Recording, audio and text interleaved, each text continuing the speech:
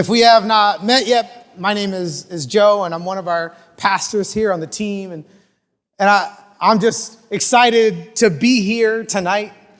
I'm excited to see the room, people that I've known for years, people who I've never met up until this moment. Like that's one of the rare things that is beautiful in the world today and what the church brings is that it can bring people who may have never been friends without a place like this. Right? We got Adolfo and Cielo and that newly married. What's up? Man, y'all would have never met if it wasn't for Mosaic. Come on.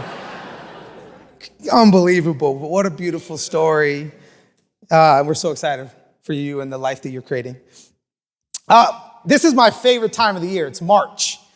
And for some of you, that means like first day of spring and like flowers blooming. But for me, it means basketball. And it's March. I got 3 guys clapping, yeah. And girls are like, what's a basketball, right? I didn't say everyone, no. I'm sorry. You're right. My apology. 100%, I deserve that. It's not at all what I meant, but it's what it sounded like, okay? I mean, I was looking at the girls next to the guys cheering. I didn't mean everybody, right? Anyhow, I love basketball. And thank you. She's like, start over. And right now is a time called March Madness, which college basketball is at the forefront of the sporting world. And it's so fascinating, right? Because really at the core of what makes March Madness so special is that you have these massive schools with unlimited budgets and incredible attendance and thousands upon thousands, and you have them going up against these tiny schools in the middle of nowhere. And they should have no shot. They shouldn't be able to win, but that's the beauty of March Madness is maybe one game on one day, everything can line up and you could have a success that you may not have been able to otherwise. And you get to see these upsets. You get to see these Cinderella stories. You get to hear this term of David versus Goliath. And what I love about March Madness is that it's all about the underdog. You've noticed that? Or maybe you don't realize that, but it's all about the underdog. And there's a story about us as humanity that we love the underdog, don't we? Because maybe a part of us, sometimes we felt like that underdog, and there may be no bigger underdog in all the scriptures than the person of David. And then if you know about David versus Goliath, which is in our everyday language, you know how the story ended. You know that this little shepherd boy defeats this giant and he becomes king. If you're familiar with the end of the story, I think a lot of us are, but what I want to do is I want us to go a little bit back and I want us to talk about the beginning of the story. Because we all know what happened when it was King David, but we may be missing out on the choices that he made that moved him from shepherd boy to the king of Israel. And I think there's some things that we could learn from the person of David and also March Madness. And I want to talk to you for a few moments tonight about underdogs, afterthoughts, and the unexpected. In 1 Samuel chapter 16, starting in verse 6, it says this: When they arrived, Samuel saw Eliab and thought, surely the Lord's anointed stands here before the Lord. But the Lord said to Samuel, do not consider his appearance or his height, for I have rejected him. The Lord does not look at the things people look at. People look at the outward appearance, but the Lord looks at the heart. And then Jesse called Abinadab and had him pass in front of Samuel. But Samuel said, the Lord has not chosen this one either. Jesse then had Shammah pass by, but Samuel said, nor has the Lord chosen this one. Jesse had 7 of his sons pass before Samuel, but Samuel said to him, the Lord has not chosen these. And so he asked Jesse, are these all the sons you have? There is still the youngest, Jesse answered. He is tending to the sheep. Samuel said, "Send for him. We will not sit down until he arrives." And so he sent for him and had him brought in. He was glowing with health and had a fine appearance and handsome features. I'm like, who wrote this? It's like, either like, there's like three options, right? David, he's like, yo, he was like for real handsome, you know? David's wife, she was like, yo, I got a catch, so I'm telling you. Or Shonda Rhimes, right? One of those three. Because it says fine appear, right? It doesn't mean like, oh, he was fine. I mean, he was like fine, you know what I'm saying, right? Sorry, I digress. And then the Lord said, "Rise and anoint him. This is the one." So Samuel took the horn of oil and anointed him in the presence of his brothers. And from that day on, the Spirit of the Lord came powerfully upon David. And then Samuel then went to Ramah. See, I love this moment here in the life of David because it's fascinating as we enter into his story. See, there was a king at that time, but God was not happy with that king, and the king had turned his back on God. And so God realized there needs to be a new leader for the people of Israel. And so he got Samuel, and he said, I'm ready to anoint a new leader. I'm ready for a new king, and I want you to go to Jesse's house because the leader of the people you will find there. And he goes, and he asks Jesse, like, where are your sons? And he brings out all of his sons, one by one by one. 7 sons pass by, and Samuel says, it's not him. It's not him. It's not him. And then finally, after all 7 of his sons walk by, he asks, is there anyone else? Can you imagine that if you're David? Can you imagine that conversation? Or it's like, hey, Jesse comes, hey guys, guess what? Like, one of you is going to be like the king. So I need all of you to be ready. And they all come. And can you imagine David like wanting to go? Like, no, David, not you. David, go in the field. You're just a shepherd boy. Can you imagine what that must have felt like for David? Like, you thought you had family issues? Everyone was invited to the party but him. He wasn't even thought of. He didn't even come into his dad's mind. I can get Samuel, but not even his dad. Right? There was this moment where God said, I'm doing something new. I'm doing something profound. And I'm looking not at what everyone else looks at and the outward appearance. I'm looking at the heart. I'm looking at the character. So if you want God to use you in a profound way, stop trying to focus on what other people see and start focusing on the thing that only God can see. That's our character. See, when everybody else is looking for the formula of what God sees in someone or who God chooses, God doesn't look at the formula. He looks at the essence. He looks at who you are at your core. And I can only imagine that David felt so invisible. Have you ever been there? You ever been there, you just wanted somebody to see you? Right? You ever just been there, you felt like there was something inside of you. You felt there was gifting and talents, there was abilities, there was ways that you can contribute in the world, and you felt like nobody could see me. But here's what I want you to know. If you hear nothing else, here's what I want you to know. It's faithfulness that will get you into the presence of God. See, it's you showing up day after day after day when no one's looking. See, if you want God to elevate you when everyone's looking, have the character to show up when no one's looking. See, faithfulness will get you an audience with God. Faithfulness will open up doors that lead to places you can never even imagine. And sometimes you just got to shift what you're focusing on. And maybe you're here and you're just like, yeah, I just feel like there's a call on my life and I want to do something that matters, but I feel overlooked or I feel unseen. See, if that's you, I want to give you a couple practical steps. The first thing you need to do is you got to be faithful with what you've been given. Okay? You'll be faithful with what you've been given. And that's not about asking God for more. It's about deciding that you're going to be faithful with what he's already placed inside of your life. See, when David wasn't even invited to the party, you know what he didn't do? He didn't sulk. He didn't whine. He didn't scroll on Instagram being like, oh, they're having a great time. I don't even want to be there.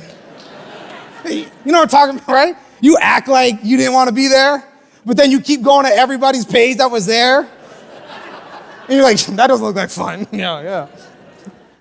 I'm loving Love is Blind right now. Yeah. See, he didn't sulk. He didn't complain. You know what he did? He served.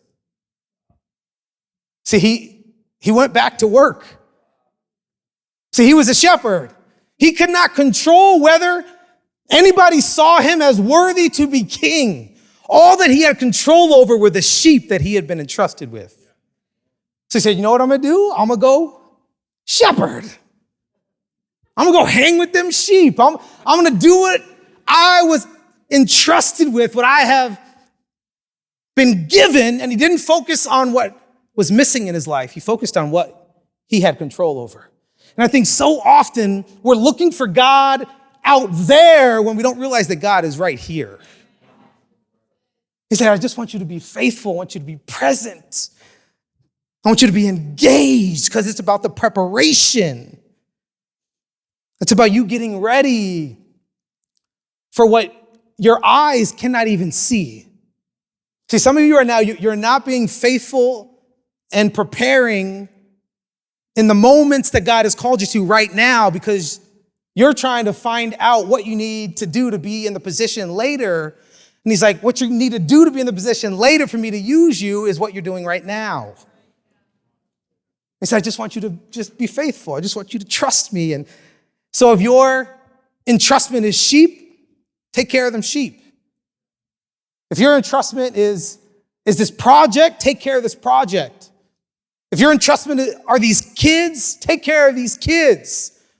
Because if God put a dream on your heart for your business to thrive and succeed, the material that will elevate that in the future will be how you're actually loving your kids that are going to benefit from who you are when you're running that business. And God's saying, prepare and cultivate the things that are in front of you.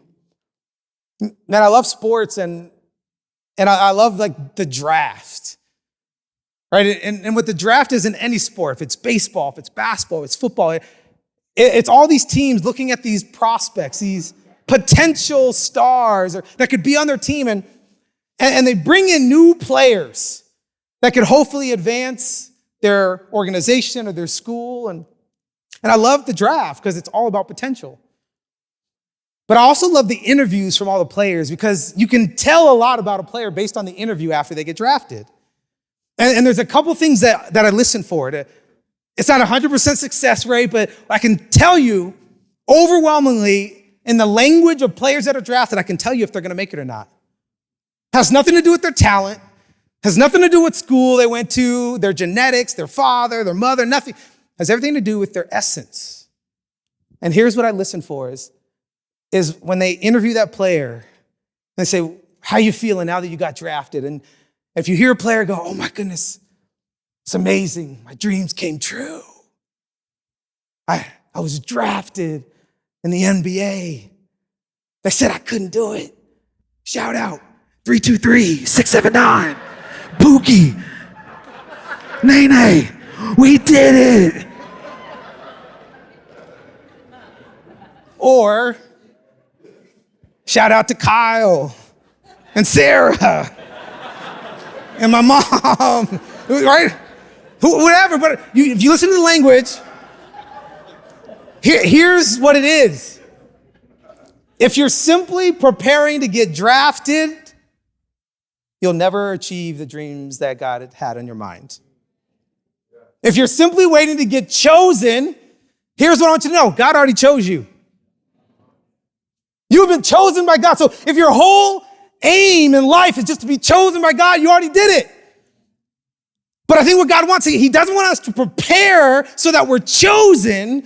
He wants us to prepare so that we engage when we are chosen. So that come on, if somebody claps, we all clap. Because who cares if you got chosen? That's just one part of the process. And you can tell the guys that make it and that are legends. Like my guy Giannis Antetokounmpo. Crazy story from Africa. And then parents moved to Greece. And he's hustling on the streets of Greece, just trying to make it by. And he never played basketball until he was a teenager, picks up a basketball, and you watch clips of him before the NBA draft, and it looks like a joke. And last year, he scores 50 points in the deciding game, wins an NBA championship. And everybody's going, oh my goodness, it's Giannis. He's the Greek freak, of course. See, success looks easy when it's in the spotlight, but you didn't realize all of the work that went in before anyone was looking. So Giannis was in the gym day after day after day. So you look at Elon Musk and what he's created with Tesla, and you look at Steve Jobs and what he created with Apple, and you look at Damon Dash and what he created. Like there's this lie that you go, oh, they just must have stumbled into it. But you don't realize that it's the work that you put in for it that will determine what you do when God gives you the opportunity. And you got to choose to just be faithful with what's in front of you. And David was faithful with these sheep. And then in verse 17, after David is finally, he's anointed as king. When Samuel says, this is the one, here's what happens next. It says, now Jesse said to his son David, take this ephah of roasted grain and these 10 loaves of bread for your brothers and hurry to their camp. Take along these 10 cheeses to the commander of their unit. See how your brothers are and bring back some assurance for them. They are with Saul and all the men of Israel in the valley of Elah fighting against the Philistines. What a beautiful moment here. After David is anointed as king, isn't it so beautiful that everybody in his village and his town, they threw the biggest party for David? Isn't it incredible that his dad said, I knew it was you all along? Isn't it incredible that his brothers were like, oh my God, Dave, we can't wait to be led by you. You're amazing. This beautiful moment where David finally is seen for his faithfulness and he's given an opportunity and he's going to be king of Israel and everybody elevates David. No. There was no party. There was no parade. There was no celebration. You know what it was? David had to go back to work. David had to just handle his business. And I think a lot of times, right, if God put a dream on our heart or if we even have a vision of something we want to accomplish, there's something that God put inside of us that we must do. And I think so many of us look at that and we just go, all right, I know God said it. Now it's just, let it happen. Right? You ever just wanted to just like step into your greatness? You're like, hi, greatness. It's me. I'm here. And I think a lot of us have a dream in the future, but we don't realize that it has our name on it, but it just doesn't have our name on it yet. So what do you do in the yet? Do you work harder or do you just wait for your moment to come? Do you serve more or you say, I'll serve once I get there? So what do you do in the yet? What do you do in the in-between? What do you do in those spaces where you're like, I know there's something inside of me that I'm running towards, but you haven't actually stepped into it yet? See, that is actually the testament to your character. See, that is the space that reveals actually your ambition and your hard work and your commitment to your craft. It's not in the end result, it's in all the preparation that leads you there.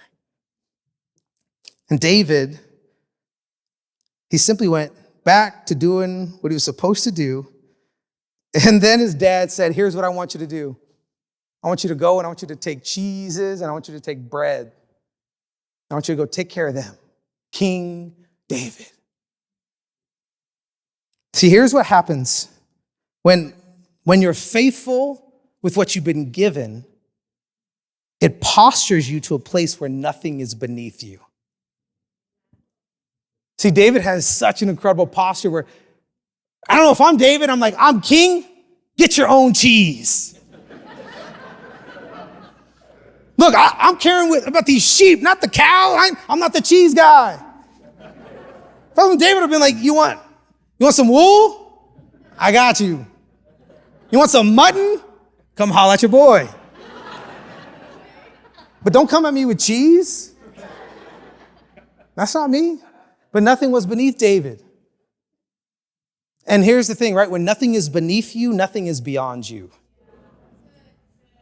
So when you live that life of humility where you just say yes, not because of what you can gain or what you can get, but because you're taking on the posture of Jesus, who is the ultimate servant. Who, if he said there's nothing beneath me, look at all of the ways that I serve, then what in the world is stopping you? And David saw that there was nothing that was beneath him. And so he was willing to move forward, and he was willing to serve, and he was willing to do whatever was asked of him because he had this posture of humility. And he was willing to go and take this cheese and this bread, right? Because before there was DoorDash, there was David Dash. I was like, this is good. I'm right there. That's it.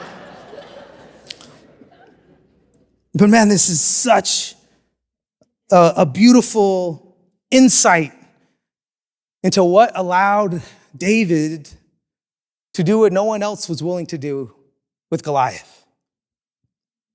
See, you could read the story, you could know the story of like, oh, he just must have been filled with the Spirit and God must have just given him the strength to kill that giant, and it must have just been a miracle. And if you know the story of David, maybe you're not here, but maybe you're here and you don't know it. It's like there was this Goliath, this giant, who was taunting the people of God, and no one was willing to fight him. And David said, who is going to step up to this man? He's defaming the name of our God.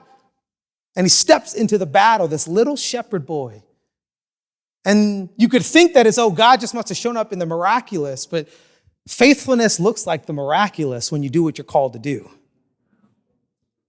See, the reason he could step into this fight with Goliath is because there was a bear that tried to steal a sheep, and he said, not on my watch. And the reason that he could elevate in the moment when everyone else was filled with fear, and he could elevate with courage, is because he snatched a sheep out of a lion's mouth, and he said, not on my watch. And it looked like the miraculous that God intervened, and God did intervene, but he intervened in the heart of David, not simply in the hand of David. And it's this moment where you see David's humility, his willingness to serve, his willingness to do whatever is asked of him that would get him in the place where God could do something through him that only God could do. Because there was nothing beneath David. And then in 1 Samuel 17, verse 20, it says this, and where I want to close. It says, early in the morning, David left the flock in the care of a shepherd. First, that's important. I just want to pause there. We're not going to talk about this, but this is for somebody. See, David was on his way, and again, you know how the story ends. He kills Goliath. But it says that David left the flock in the care of a shepherd. Before he went to do another thing, he made sure his current responsibilities were taken care of. See, before you start dreaming about what God has for you next, make sure that you leave a place better than you found it.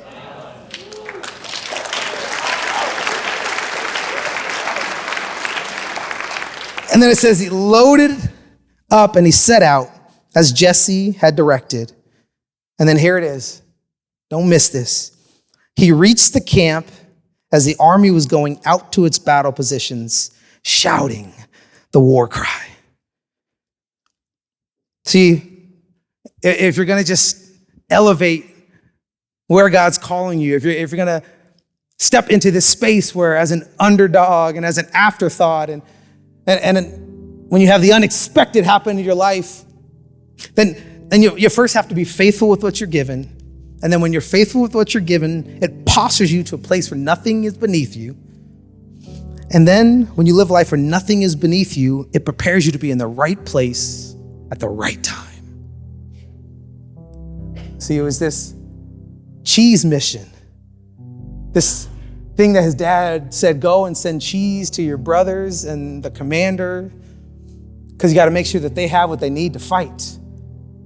See, it was in that moment when David would set out, and at the exact moment they were going out and there was a war cry, David entered into the story. See, and David, maybe, if he's honest, he's like, man, I wish I could be king earlier. Like, when is my moment? Like, you anointed me to be king, and I'm just waiting for it to happen. But he didn't wait. He just kept moving forward. He kept being faithful what was in front of him. He kept deciding that I'm not going to be passive. I'm going to engage, and I'm just going to serve, and I'm going to act, and I'm going to move. And he realized that it wasn't about his timing. He was trusting God's timing.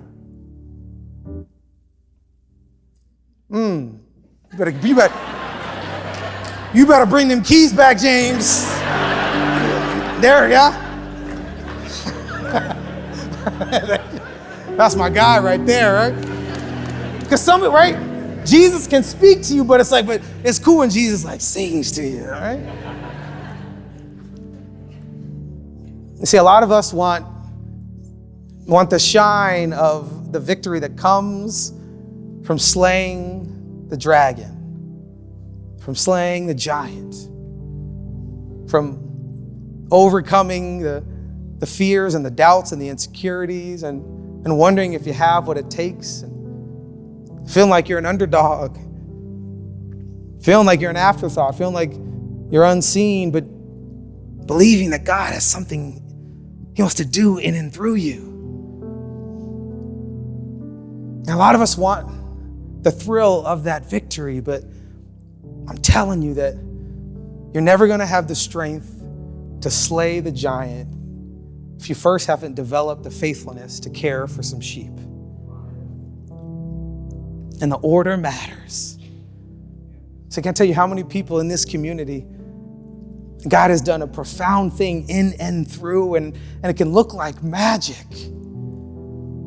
It could look like the miraculous. It could look like God's just hand had to be on their life, and it's not fair. But I'm telling you, the individuals that God uses the most, the people who enter into their greatness, who elevate, it's not because God loved them more. It just may be that they were willing to serve God more. Maybe that they're willing to serve others when no one else was looking, and posture their heart to prepare their spirit for when the war cry would come. So you and I, we have no control over when the giants are coming our way. But we have every bit of control over what choices we make to prepare for when the giants come. A few years ago, I got a call. I was at work and our nanny called and she said, somebody just broke into our house. And she was frantic. And she said, they just opened the door. They found a spare key that we had hidden outside. They opened the door, they walked in and they just walked in the place and was about to just grab stuff. And she just started screaming, get out, get out, get out, get out. The person ran out. And they grabbed all of our spare keys at the same time. And so I rushed home and I said, what do you look like? And she tells me, he's a tall black guy. I said, great description. I said, we narrowed out me. But anything else? And she's like, I don't know, I was just scared. So I just went driving Hollywood trying to find tall black guy. All right?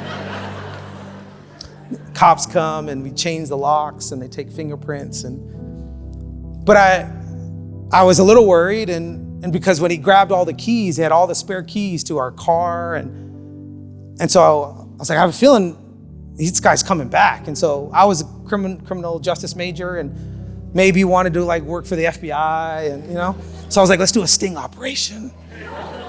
So in our house, in our parking garage, I put our dumpster behind the car.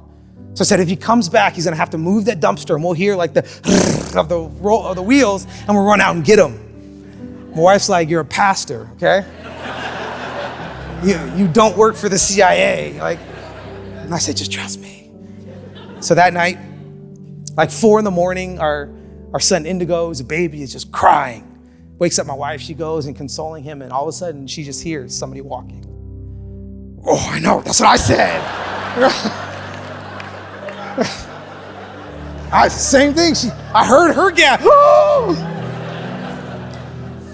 And she runs in the bedroom and she goes, baby's here. You ever had somebody wake you up in like a deep sleep? Where you're just in it, you're like nuzzled in and like, just me and some sheep. And she was like, he's here. I'm like, who's he? She's like, the guy stole our keys. And I'm like, hop out of bed.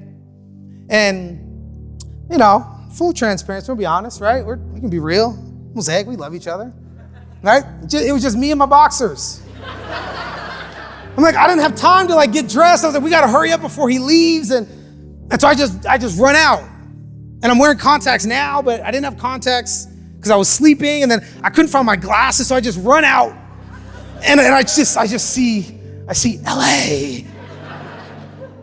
And at the same time, we have a guy in our community named John Thomas Benson, who's like my little brother, who's part of South Pasadena campus, and he's amazing. I've known him since he's like 4, and he lived with us at the time. And as I was out there and I couldn't see, John Thomas is right there, and he just looks at me, yells at him. He's like, hey, you, what are you doing?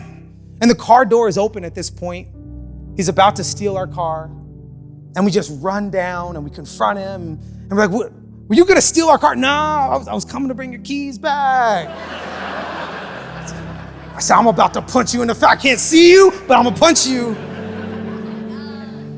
And we're like, give us our keys back. And he gives the keys back. And I said, I don't ever want to see you here again. If I see you again, we're gonna have a problem. That wasn't Pastor Joe. I'm not gonna tell you which Joe that was, but because you come out my family and you might meet him later, all right? And I said, I don't ever want to see you here again. And he ran off. And we called the cops and to get a description. And my wife said, what do you look like? I'm like, shoot, I don't know I don't know. John Thomas? And John Thomas on the phone with the cops goes, he was 6'2". He had a flat top, denim jeans, Nikes Cortez, had a button-up shirt, flower in the pocket. I said, all right, Sherlock Holmes.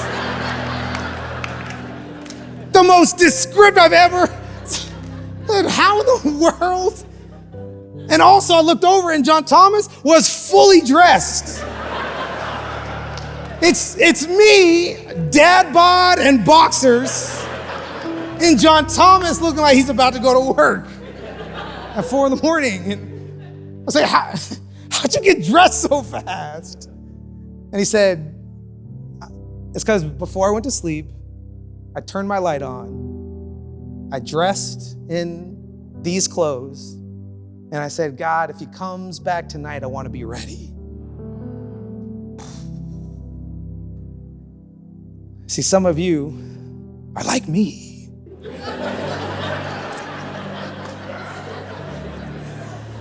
Some of you think you're the hero when the time comes and you're going to be ready and you're going to elevate him and it's my moment, but you're just a dad bod in boxer shorts.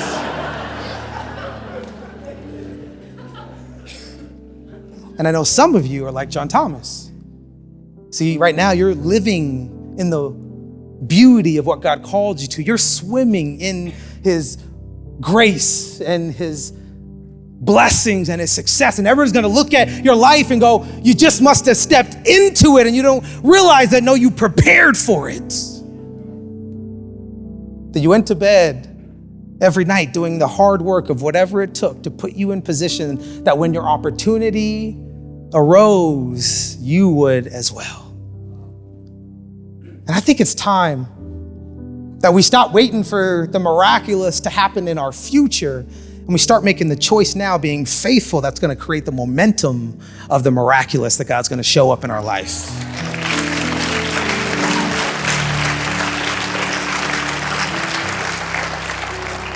And there's some of you right now, before we even have a conversation about all the things that God wants to do in your future and all the beauty that he wants to create in and through your life, some of you right now, the most important decision that you need to make is the decision right now that you don't think that God truly sees you. You don't think that you have infinite value, and maybe you don't even think that God could use you in a profound way, and you're just desperate for the love of God to overwhelm you and consume you and to be the air in your lungs that you've been longing for. So for some of you here tonight, the choice that begins where your God is able to do a powerful thing in your future is the choice where you let his power inform you in this moment right now. So I want all of us just to bow our head and close our eyes.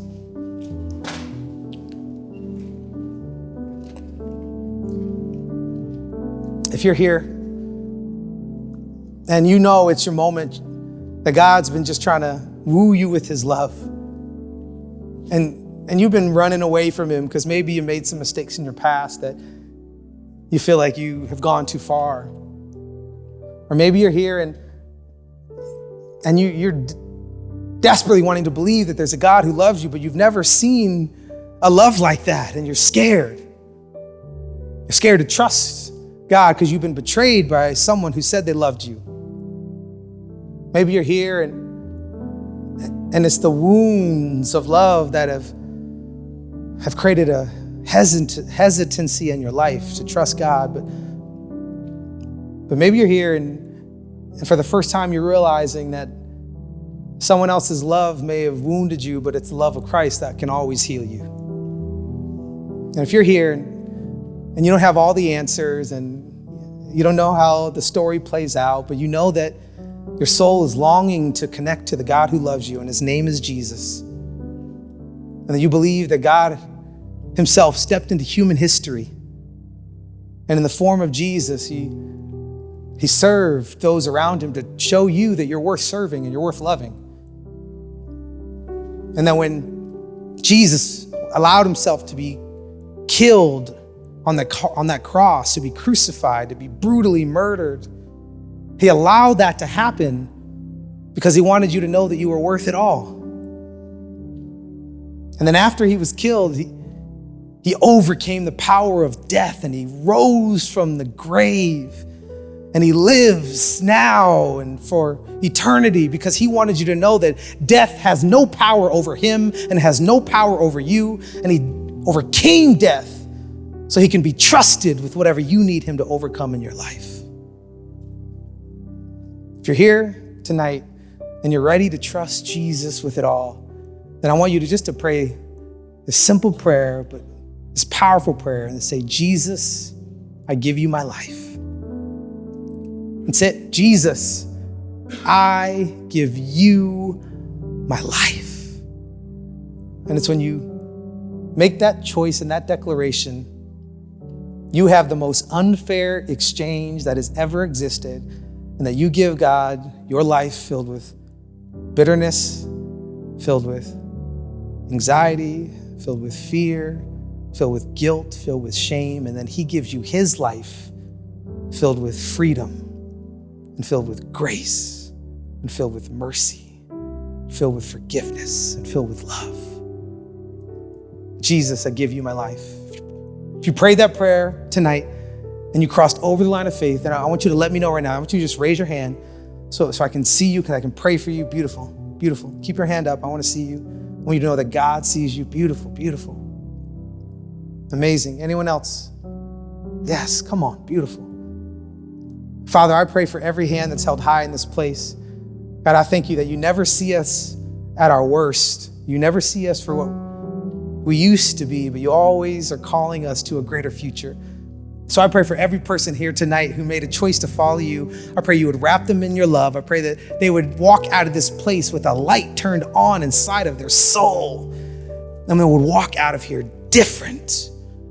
They'd walk out of here alive, and that the people in their life could see the power of a transformed life. We love you so much, Jesus. We thank you. And we ask this in your name. Amen and amen. Thank you, Pastor Joe, for that beautiful message. Isn't it so good to be together in church today? If you're one of the people around the world who made the decision today to take the next step in your faith, we want to celebrate you. We are so excited that you have chosen to follow Jesus, and we have a next step for you. Text the word decided to 71711. This helps a member of our team connect with you to give you the next steps and anything you'll need to begin this beautiful new journey with Jesus. Today, if you want prayer for anything going on in your life, maybe you want to share a celebration or you want partnership through a struggle, we are here for you. Go to mosaic.org/prayer and share with us how we can best partner with you through prayer. We love being a community and a church who prays together. Mosaic, it's been so good to be in church with you today. We can't wait to see you next week at Mosaic Online.